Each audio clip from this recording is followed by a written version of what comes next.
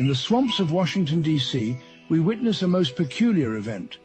A group of tax dollar parasites gathers to discuss funding the lives of the very taxpayer that they rely upon for their existence. They have been sending $223 million to a corrupt foreign regime every day for over a year. The alpha parasite, known as a jack, and his offspring, the dumb, have been some of the most successful tax dollar parasites in history, receiving kickbacks as 10% for the big guy. In an attempt to garner enough votes to remain in power, the parasites have opened the southern border, allowing millions of unvetted immigrants to suckle at the teat of our welfare system. The elder Jack will attempt to transfer his power and influence to this younger, more intellectually deficit Jack. However, the younger Jack's lack of intellect and mule-like face has left it so unelectable that power can only be transferred through the death of the elder Jack. If you love America, please spay or neuter your political Jacks or vote them out of office.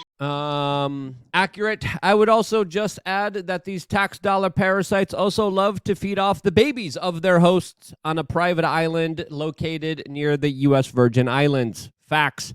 Welcome back, beautiful and amazing human beings. My name's Luke here of wearechange.org, and there's a lot of absolutely bewildering news to get into today, as of course we have some very surprising news from the Biden administration that seems like they are going to make the situation a lot worse for you and everyone else pretty much around the world, as of course we have some troubling developments inside of the United States, particularly from the urban environments where Joe Rogan is now finally calling out a lot of this lunacy. We are going to be getting into his comments, the larger ramifications of them, as well as all the latest news breaking down right now in this independent media broadcast. If you like the shirt that I'm wearing, you can get it on thebestpoliticalshirts.com. And the clip that we played in the beginning of this broadcast I found on Twitter today, and I still have no clue who did this absolutely brilliant masterpiece.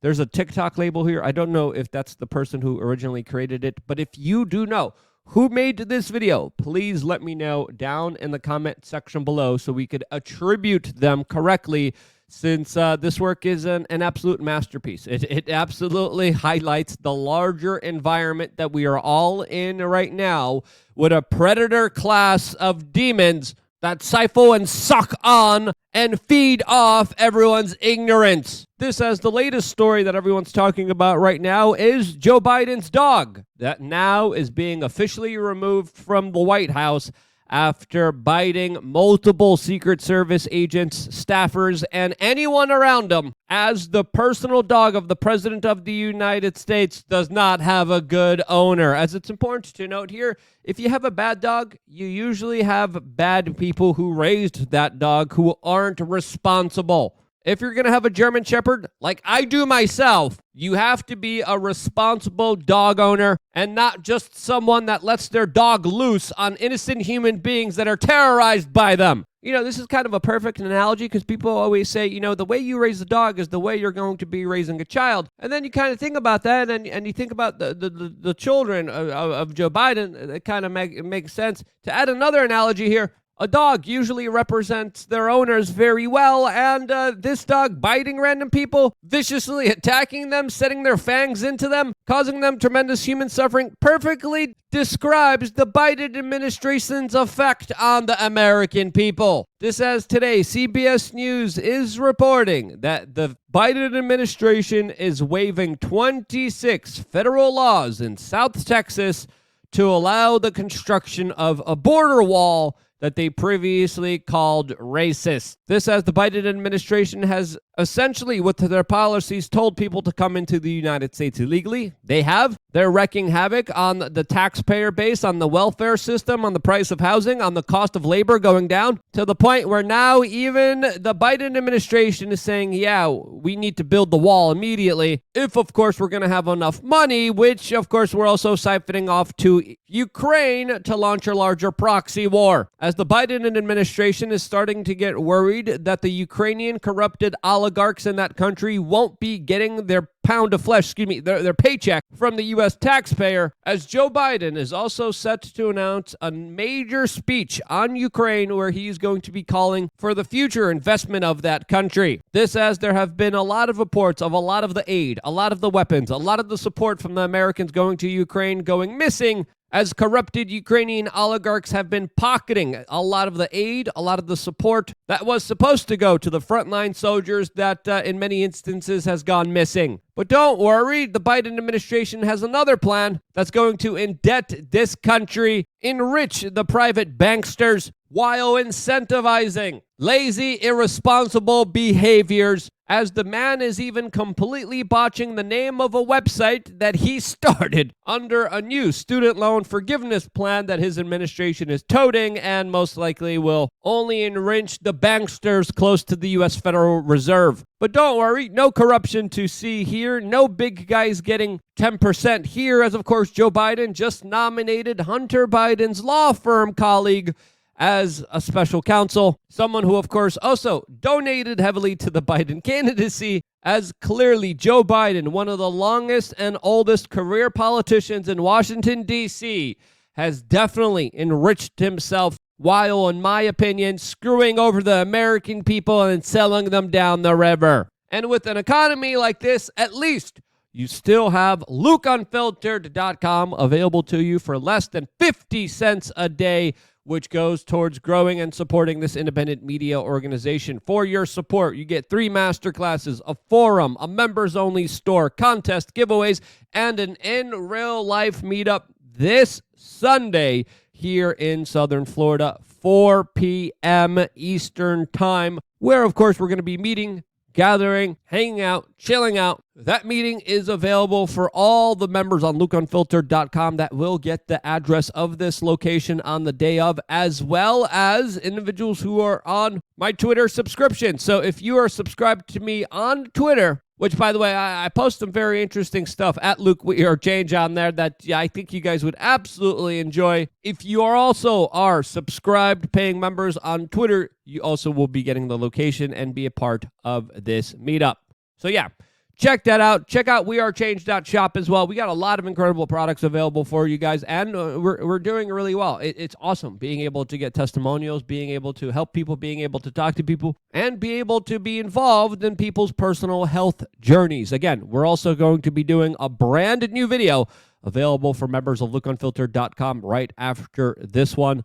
Lots of offers of value. Make sure to take advantage of it, as we're going to have some spicy conversations that sadly we cannot have here on this particular platform. And in related, very spicy conversations, Joe Rogan, an online political commentator that has been dominating headlines, recently came out and had this to say about the latest developments surrounding the former president of the United States. He said it was worth between $300 and $700 million. And, they were saying that it's worth $18 million. It's like they don't even try to pretend. Yeah. Like why does no one trust the mainstream? If the guy says his house is worth $1 billion, right? Yeah. And then you come along and say, no, it's worth like $800 million. Forbes says it's worth as much as $700 million. We'll call it $700 million. Now you got a reasonable argument. Yeah. But if you say $18 million, like, you got it. That's like a palace. The place is a palace. This as Joe Rogan has been sharing a lot of his disdain for the establishment that, let's be honest here, clearly as of late and as of a very long time, doesn't have the best track record of being honest and transparent with the American public.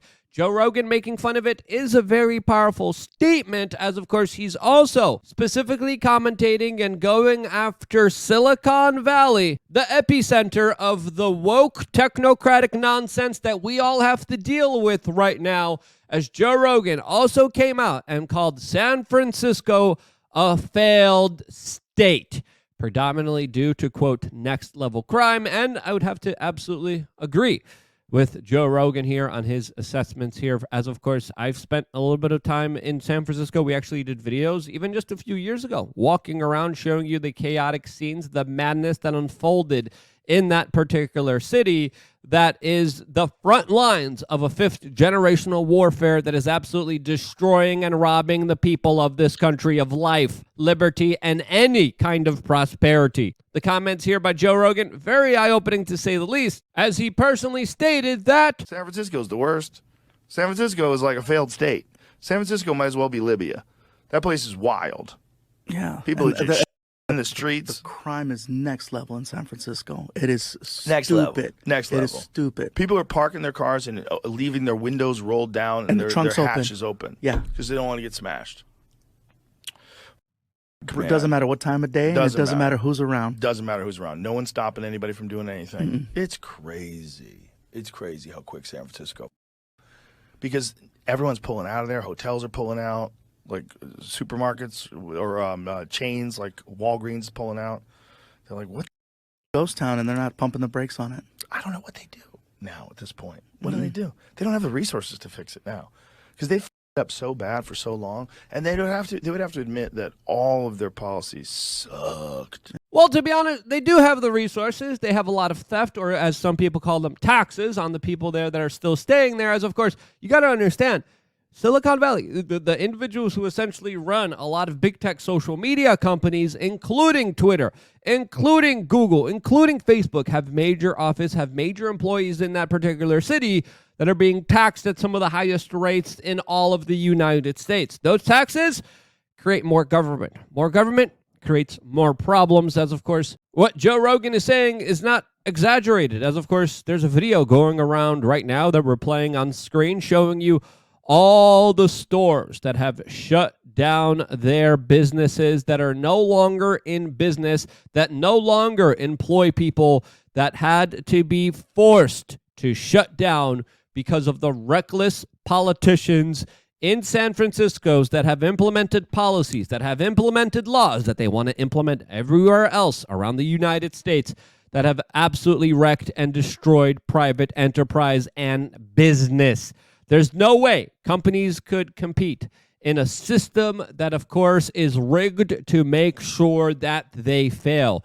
That system is the system of globalists. That's the system that many people want to, of course, push on everyone else. And if you acquiesce, if you go along with it, this is going to be your future. And it's not just GameStop. It's not just Old Navy. It's also Starbucks that just, by the way, closed 7 locations in San Francisco, as it is about to be a complete and utter ghost town of individuals who, of course, are going to be fleeing what politicians have done to it. As of course, we have to understand here, Joe Rogan's commentary hits on many levels, as he is also a Californian who fled the state and moved to Texas, a place that, of course, allows individuals to protect themselves, allows individuals to keep a lot of their money after working for it, a place with a lot less rules, regulations, and government than, of course, California. As of course, it's not just true that Joe Rogan's comments here sting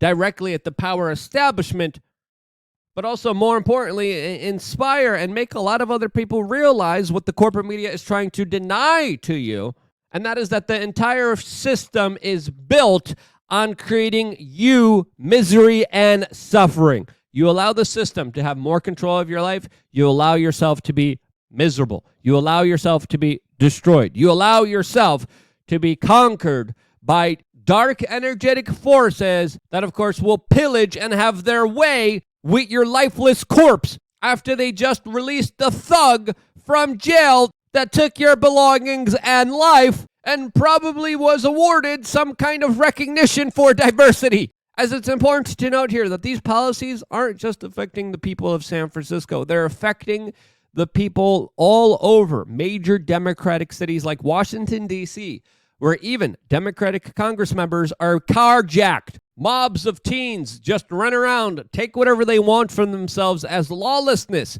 is the new norm. As also in Washington, D.C., you can't defend yourself. Very high tax rate, lots of politicians intervening in your life, and shelves are laid bare to mobs of individuals that get to do whatever they want inside of whatever business they choose at whatever time. And the more victims that are laid bare to this, including the ones who are calling for a lot of these policies, maybe the more obvious it becomes that allowing the government to fully control your life isn't the best thing for you. Maybe, just maybe, then people would stop calling for more of these policies, stop calling for more government, stop calling for the destruction of their lives. But with the way that things are going, let's be honest here, that probably won't happen, as of course people have their heads up their tuchuses so much that the poor people probably can't even get sunlight. As we have to understand here, what we see moving forward is only going to get worse with the ignorance and naivety of the current real situation that the power establishment wants to hide away from you. That luckily, at least, Joe Rogan, who Jordan Peterson called the most powerful journalist who has ever lived, is at least bringing some attention to. And his attention to this is pissing off a lot of these same politicians that are pushing the same agendas, and even the same liberals that are negatively affected by those policies. And with the open immigration problem, with district attorneys being focused on punishing political opponents, with more of your money and resources going towards all the new citizens that the Democrats are bringing in, and a larger proxy war between Russia and the United States, with mortgage rates hitting 7.5%, I think it's fair to say there's going to be more fifth generational warfare being conducted on the American people that for some reason keep acquiescing and asking for more of the pain and suffering that they are having to deal with every single day, to the point where we have crazy and insane individuals that are targeted and attacked, and their loved ones are literally calling for more of those same policies. That, to me, shows you just how far gone society is. Is there any saving it? Is there any saving places like San Francisco? Press 1 if you think yes. Press 2 if you think no, down in the comment section below. I'm really curious to see what you guys personally think. I got one more video coming your way right now on LukeUnfiltered.com. That's going to be a very good one. Stay tuned for that, plus a lot more, all here on wearechange.org. I wouldn't be here if it wasn't for you guys watching, and that's why. Love you guys. Stay tuned for more.